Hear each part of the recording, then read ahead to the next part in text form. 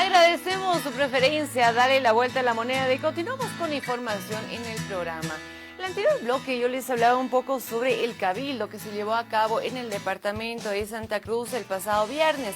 Y bueno, en la ciudad de La Paz se prevé que se realice el próximo 10 de octubre. Sin embargo, el que se vivió en el departamento de Santa Cruz hay que analizarlo, hay que analizar por los puntos a los que se llegó, a los acuerdos, a las resoluciones finales que se podría decir sobre este cabildo que salieron al final de esto. Se escuchó una palabra, por ejemplo, que empezó a sonar y en varios medios de comunicación pudimos apreciar que se estaba analizando el tema del federalismo.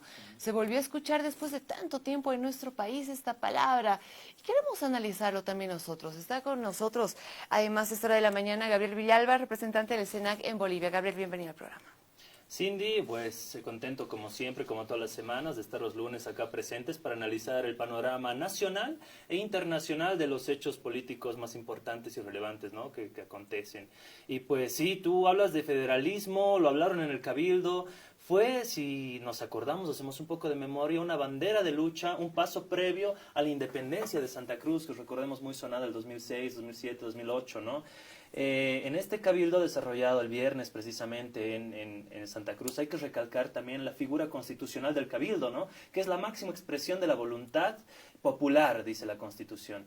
Pero hay que también resaltar el hecho de ¿qué atribuciones y funciones tiene un comité pro Santa Cruz? ¿Tiene mayores atribuciones que una gobernación? ¿Tiene mayores atribuciones que una alcaldía? Hay que preguntarnos esto y analizarlo desde el punto de vista de la legalidad y de su legitimidad, ¿no? Obviamente un cabildo ampliamente legítimo, pero un comité pro Santa Cruz que no responde, si quieres, a intereses legítimos, ya que incluso la gobernación y también la alcaldía medio que se han apartado del comité pro Santa Cruz, ¿no? Federalismo, hablar de federalismo es preponderante porque nos abre la puerta también a los programas de gobierno. Estamos analizando las anteriores semanas los programas de gobierno de las principales fuerzas políticas y nos hemos dado cuenta y también hemos percibido que, por ejemplo, la propuesta de federalismo en un programa de gobierno está encabezada por la fuerza Bolivia dice no, ¿no? Una Bolivia dice no, que además, si hacemos un mapeo de las últimas repercusiones mediáticas que tuvo, su vicepresidenta, Shirley Franco, fue entrevistada para La Razón precisamente el día de ayer, junto con el resto de los vicepresidentes de las otras fuerzas de Comunidad Ciudadana y del MAS, y también nos habló de federalismo, ¿no? Exacto. Antes de analizar el tema de los vicepresidentes, quiero continuar hablando de este tema del cabildo. Nosotros sabemos que los cabildos son estas reuniones para empezar, ¿qué es un cabildo? ¿Saben? ¿Y por qué? ¿Cuándo es realmente legal los puntos a los que llega este cabildo, Gabriel? Un cabildo, constitucionalmente, es la máxima expresión popular, ¿no? Y se puede realizar de forma regional, como se ha realizado, por ejemplo, en Santa Cruz. Se puede realizar incluso a nivel institucional, como es la Universidad Mayor de San Andrés. La Universidad Mayor de San Andrés se lo denomina congreso, ¿no? Congreso ampliado, en que participan todas las docentes, todo el cuerpo que involucra a una institución. En este caso, todas las fuerzas vivas representativas de Santa Cruz han participado en un cabildo que tiene una amplia legitimidad, como hemos dicho, y además un amparo constitucional. Es la máxima representación y se lo convoca en casos de emergencia. En casos de emergencia en el cual el pueblo, en este caso el pueblo cruceño, quiere hacer escuchar su voz. En este caso, Santa Cruz ha tratado de hacer escuchar su voz en tres temas preponderantes, ¿no? La defensa al medio ambiente, con todo lo que ha sido el caso de la Chiquitanía, el 21F, que ya vino a ser una bandera de lucha un tanto pasada, y fundamentalmente el federalismo. Esas tres determinaciones, resoluciones populares, han sido las que pues ha tocado y abordado este cabildo, que, como lo decimos nuevamente, representa la máxima expresión popular de un pueblo, en este caso del pueblo cruceño. En el mismo cabildo, precisamente en esos tres ejes que mencionabas tú, sacaron diferentes puntos, ¿no? Sí. De cosas que se tienen que realizar, de conclusiones, por Con decirlo así, ¿no es cierto? También. Ajá.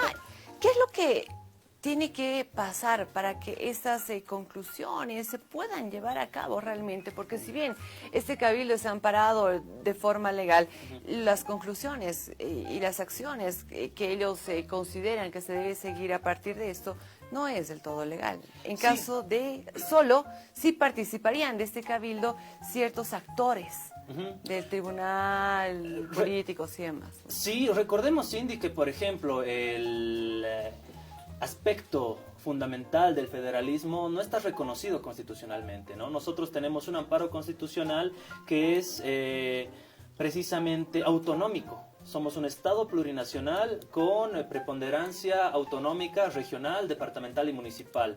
El federalismo es otra figura de organización estatal, un Estado federal, como es México, como es Brasil, como es Estados Unidos, en el cual se tendría que abrir la constitución política del Estado para plantear el federalismo, ¿no? Ese es el principal candado que tiene la resolución sobre federalismo abordada en el Cabildo de Santa Cruz.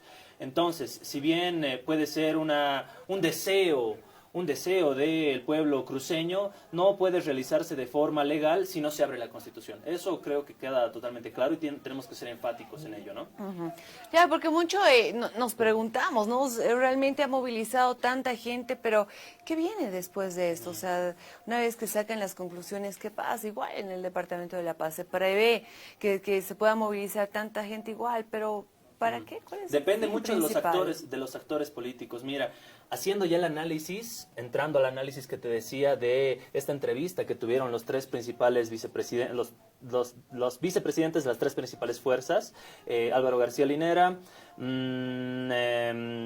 Pedraza, de Comunidad Ciudadana, y Shirley Franco, precisamente el Cabildo va en función de cuál propuesta. El Cabildo que concibe el federalismo va en función a la propuesta de Shirley Franco, que precisamente en su programa de gobierno dice: nosotros nos tenemos que constituir en un Estado federal. Para constituirnos en un Estado federal, nosotros, como Bolivia dice, no, proponemos que se abra la Constitución, ¿no? Entonces, si en un determinado caso hipotético de que Bolivia dice no, saliera y ganara las elecciones, se ampararía en la legitimidad del Cabildo para abrir el panorama, el abanico legal, que sería abrir la Constitución y hacer una asamblea constituyente o una reforma constitucional, ¿no? Es en el momento en el que se vinculan los actores políticos a estas decisiones y resoluciones. Por ejemplo, en el caso de La Paz, el principal aliado de Comunidad Ciudadana, que es el alcalde Luis Revilla, se opuso totalmente al federalismo, mientras Carlos Mesa dijo: es un debate, hay que abrirlo, el federalismo hay que analizarlo, como está acostumbrado, ¿no? El candidato de Mesa está acostumbrado a hablar incahuasi, hay que debatirlo, hay que hablarlo. Para entender, ¿qué es federalismo? Es una forma de organización estatal que prevé la administración de los recursos económicos fundamentalmente, pero de los poderes ejecutivos y legislativos en atribuciones mucho más amplias a las que se prevé en un Estado autonómico, por ejemplo, ¿no? Es una total independencia de la región confederada, de la región federal, perdón, como DF, por ejemplo, ¿no? Como Distrito Federal en México. Entonces, regulan sus propias leyes, sus propios recursos, sus propias tasas incluso de trato comercial.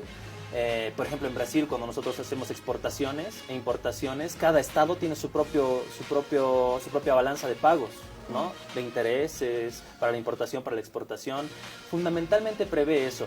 Quizás Santa Cruz sí le convenga ser una región de un estado federal, ¿no? Pero al resto de las regiones ahí hay que ponernos a pensar y analizar también. Creo que Bolivia todavía no está en ese marco de una igualdad de oportunidades entre todos los departamentos para ampliar a una nueva forma de organización estatal que sería un estado federal.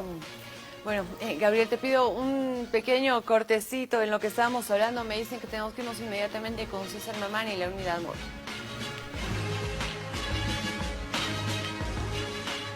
Gracias, Cindy. Nos encontramos con el doctor Johnny Aquise, gerente de salud, donde nos va a comentar sobre esta socialización que se está realizando de la Ley 1189 de Prioridad Nacional de Desarrollo de la Caja Nacional de Salud. Doctor, muy buenos días. Coméntenos acerca de esta ley.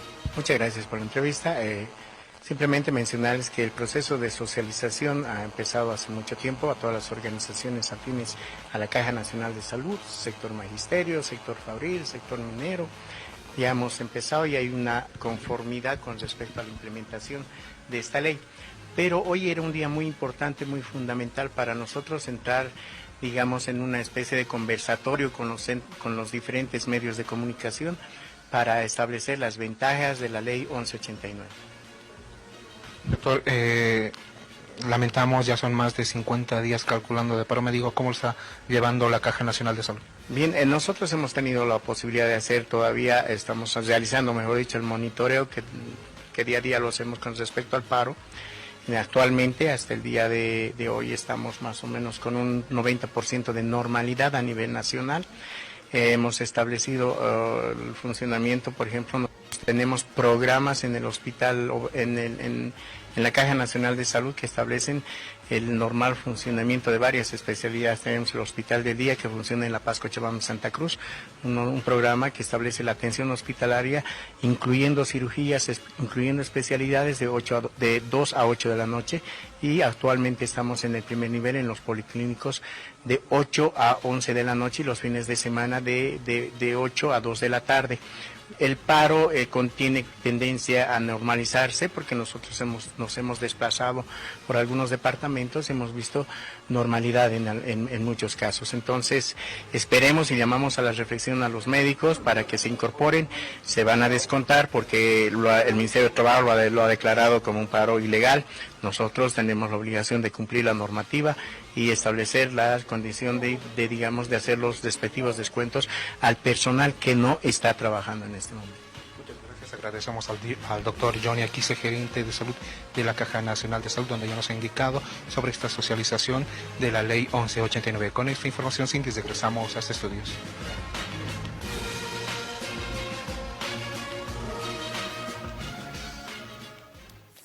Continuamos con Gabriel Villalba, representante del SENAC, analizando precisamente, ahora estábamos hablando del tema de las propuestas de los vicepresidentes y hablábamos del tema de el federalismo, que se lo había escuchado mucho en el tema del cabildo, y también se lo escuchó en una propuesta del partido Bolivia, dijo no, pero creo que no está como tal ahí en la propuesta.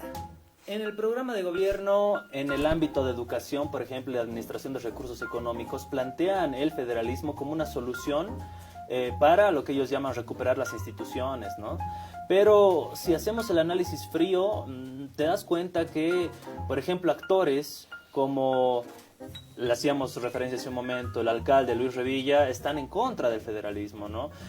Departamentos que en otra época han sostenido la economía nacional con la minería, por ejemplo Oruro y Potosí, también estarían en contra del federalismo, porque precisamente las regiones federales se van apartando del andamiaje nacional y se van volviendo casi que independientes, un estado dentro de un estado, con la administración económica exclusivamente de ellos, el legislativo y el ejecutivo obviamente, y pues sin dejarle nada a la macrorregión que sería en este caso Bolivia, ¿no? Claro. Entonces está concebido dentro de la propuesta de Bolivia, dice no, pero para que se aplique esta propuesta en este programa de gobierno tiene que abrirse obviamente la Constitución, ¿no? Ahora quería resaltar también lo que estábamos hablando en el anterior bloque, el hecho de estas contradicciones incluso dentro de las fuerzas políticas más importantes. Hablemos de Comunidad Ciudadana, por ejemplo, ¿no? Comunidad Ciudadana, su candidato a la presidencia, el señor Carlos Mesa, dice sí, hay que abrir este debate del federalismo, habría que debatirlo, habría que analizarlo. Lo mismo que dice cuando se refiere a Incahuasi, por ejemplo, ¿no? Incahuasi, ¿quién le pertenece? Bueno, es un tema que hay que abrirlo, que hay que analizarlo, propone el debate, ¿no? Pero su principal aliado, que es el alcalde de La Paz, Luis Revilla, dice nosotros estamos definitivamente, nuestra posición es en contra del federalismo, ¿no? Y bueno, esta disputa interna también la magnifica un poco Pedraza en su última entrevista en La Razón, que hacíamos referencia cuando dice nuestros principales aliados son Tarija y La Paz, ¿no? Los alcaldes. Pero bueno, si tu principal aliado te está diciendo que está en contra del federalismo y tu presidente está diciendo que está a favor del federalismo, entonces ahí hay una cierta contradicción. Pero tampoco dijo que está a favor, o sea, hay que analizarlo, ¿no? Tampoco dijo que está en contra, o sea, claro, hay que ambiguo, analizarlo, ¿no? Es que yo creo que últimamente las respuestas de todos los candidatos, te voy a decir, Gabriel, son bien ambiguas, ¿no? A la presidencia y a la vicepresidencia de todos los partidos políticos son así. Hay que hablar, hay que analizar. Por eso te dicen, bueno, tenemos que analizarlo, tenemos que verlo, o sea, una vez que pasen las elecciones, no lo pondremos sobre la mesa, porque no quieren perder votos de un lado o del otro lado. Esas son las respuestas que vas a tener. Como tibios, ¿no? Esas son las respuestas que vas a tener. ¿Qué dijo el vicepresidente Álvaro García Linera, candidato a vicepresidente igual por el momento? Habló preponderantemente de algo que ya lo vino diciendo hace tiempo, que tanto Comunidad Ciudadana como Bolivia dice no son funcionales al movimiento al socialismo. ¿Por qué? Porque no han podido presentarle como oposición unificada o como oposición dispersa una propuesta alternativa a la que propone el movimiento al socialismo. Es decir, El vicepresidente dijo en esa entrevista ayer en La Razón, ¿para qué quieren ser gobierno si ellos dicen que van a mantener los votos? Si ellos dicen que van a mantener el SUS, que ellos van a mantener los bonos, perdón, que ellos van a mantener este programa y esta economía que nosotros le hemos generado. Entonces, ¿qué alternativa real te están dando? ¿Qué cambio radical al movimiento al socialismo están presentando? Y, bueno, tiene razón, digamos, ¿no? Comunidad Ciudadana te habla, sí, hay que mantener los bonos.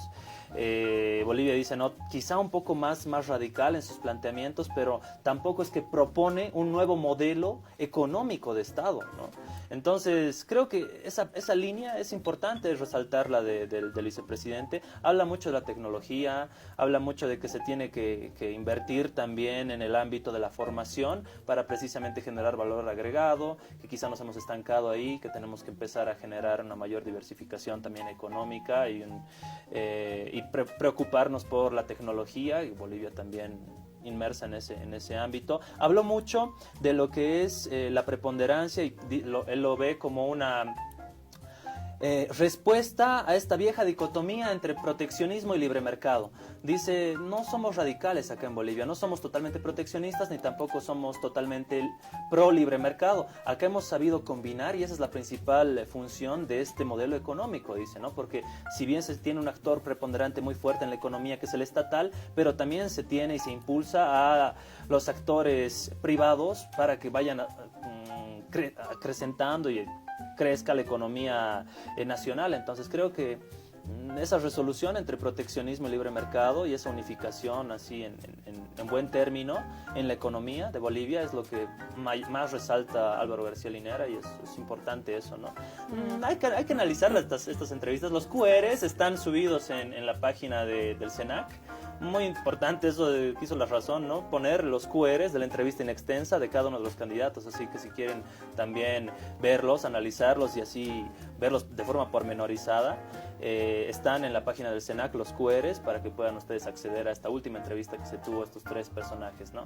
Yo creo que eso es bastante importante. Estamos a 13 días prácticamente de lo que son las elecciones y particularmente estoy cansada de ver cómo se echan tierra entre ellos. Sí. Claro, estoy cansada de escuchar al vicepresidente Álvaro García Linera hablando mal de los otros dos candidatos, a Pedraza hablando mal igual de los dos, a Shirley Franco hablando mal del otro y todavía ella es más ruda, ¿no? Ajá, y aparte cada que puede le hace todavía más goles al vicepresidente Álvaro García Linera.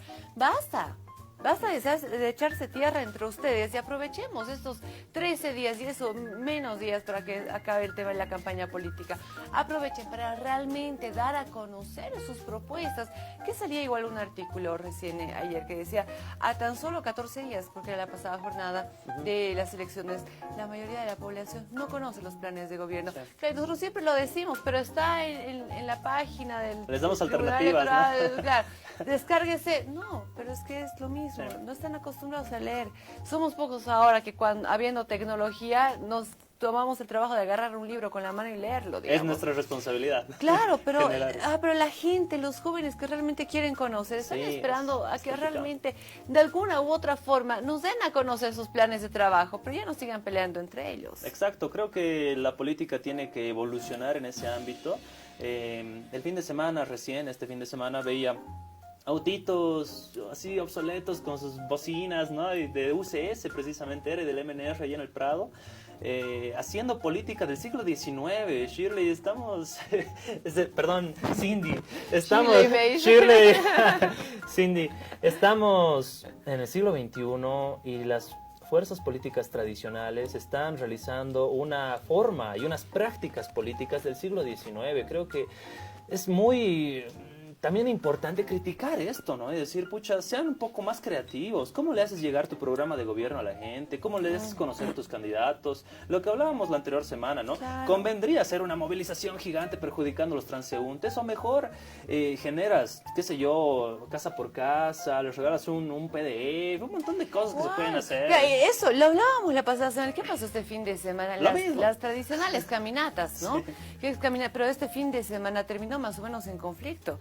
Porque en el Alto, ¿no? En el Alto, claro, una marcha del Movimiento del Socialismo, una marcha de Comunidad Ciudadana, y los más afines del Movimiento del Socialismo se quedaron sobre una pasarela, ¿no? Para empezar a gritarles, hablando del tema del Octubre Negro, sea cual sea el tema, no debería terminar en un conflicto. Si se supone que lo que quieren es hacer algo realmente para que la población conozca tu plan de gobierno, el plan de gobierno, no sé, de tu partido, tiene que ser pues positivo, no terminarlo en pelea. Y claro, si van a continuar así, las marchas deberían desaparecer, ¿no? Las caminatas.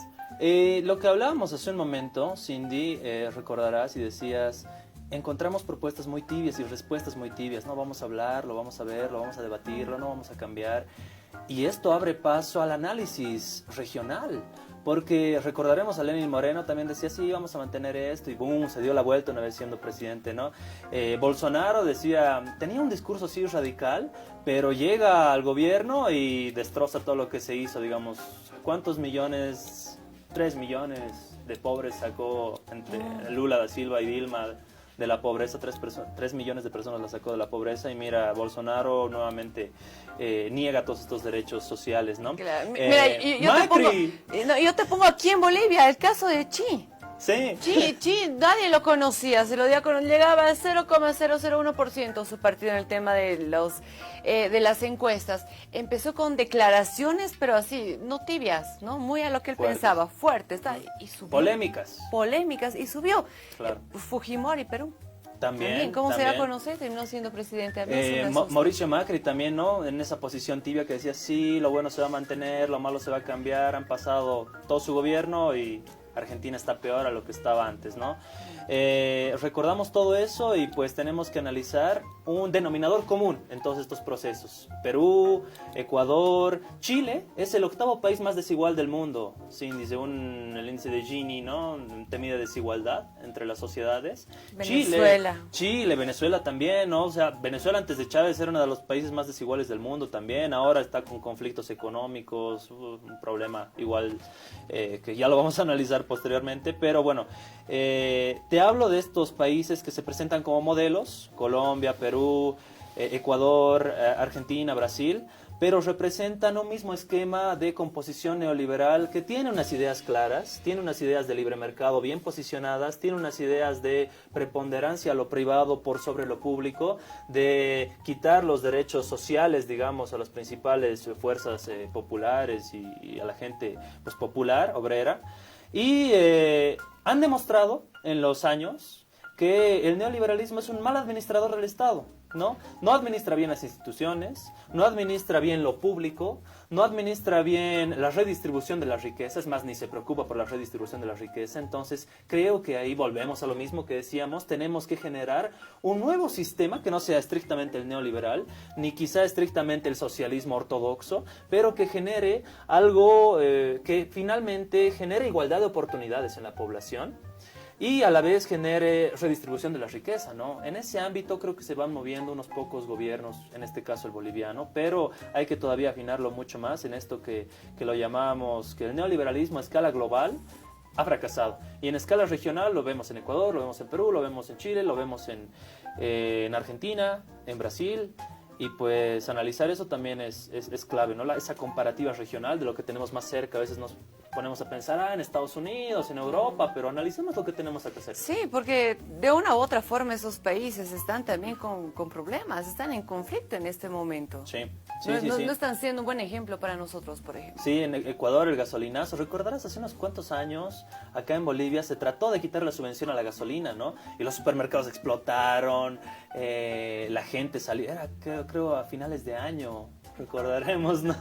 Y la gente salió a las calles, hubo toda una movilización y el gobierno tuvo que dar un paso atrás y decir, no, sigue la subvención, no se la va a levantar, y bueno, todo volvió a su normalidad, entre comillas, porque los productos también subieron. Imagínate, pasó lo mismo en Ecuador, pero no se levantó. Lenín Moreno dijo gasolinazo, pum, y listo, y acá se termina, y los productos subieron, la protesta social convulsionó, la protesta política, por supuesto. Entonces, cuando no mides esos indicadores sociales y esos indicadores económicos y generas soluciones, pues pasan estas cosas como está pasando en Ecuador, ¿no? Lo propio Argentina, marchas por hambre, clubes de los trueques, es un problema generalizado en la región. Bueno, entonces realmente sí, tenemos que analizar también esto internacional que está pasando, porque de una u otra forma nosotros nos ponemos a pensar qué es lo que queremos y lo que no queremos para nuestro país. Tenemos que analizarlo, además, ya que se vienen las elecciones a tan solo 13 días de las elecciones generales. Gracias, Gabriel, por haber estado con nosotros. Gracias a ti, Cindy. Quiero aprovechar el espacio para regalarte este libro. Se llama Renuncio, biografía no autorizada de Carlos de Mesa. Es para que los jóvenes, como nosotros, entendamos un poco lo que ha pasado en octubre, lo que ha pasado durante el gobierno de Gonzalo Sánchez de Lozada, lo que ha pasado en la historia contemporánea de Bolivia. ¿Por qué? Porque a veces lo vemos como un mito. ¿Quién nació Goni? ¿En serio Carlos Mesa era vicepresidente de Goni? ¿Qué ha pasado en octubre? ¿Qué ha pasado en febrero? ¿En serio se disparaban y mataban en Plaza Morillo entre policías y militares? Sí, todo eso ha pasado y está acá, en este libro que se va a presentar en el MUSEF el día de mañana a las 6:30. A las 7 en punto, bueno, 6:30 estará ya ahí los panelistas invitados, docentes de la Facultad de Derecho, mi persona y otros analistas políticos presentando este libro en el museo. Mañana a las 7 de la noche empezamos y el viernes también se vuelve a presentar en la Facultad de Derecho, en el Salón Intercultural de la Facultad de Derecho a las 7 de la noche. Cordialmente invitado, Cindy, y bueno, te regalo este libro. Muchas gracias, Gabriel. Todos entonces mañana nos vamos al museo para poder adquirir este libro y la presentación. Mira que va a contar con invitados especiales, además, que van a hablar un poco sobre lo que contiene este libro, Renuncio, de Frida Zamudio. Y bueno, la invitación está hecha. Muchísimas gracias, Gabriel, por haber estado con nosotros. Gracias. Una pausa en el programa. Ya volvemos.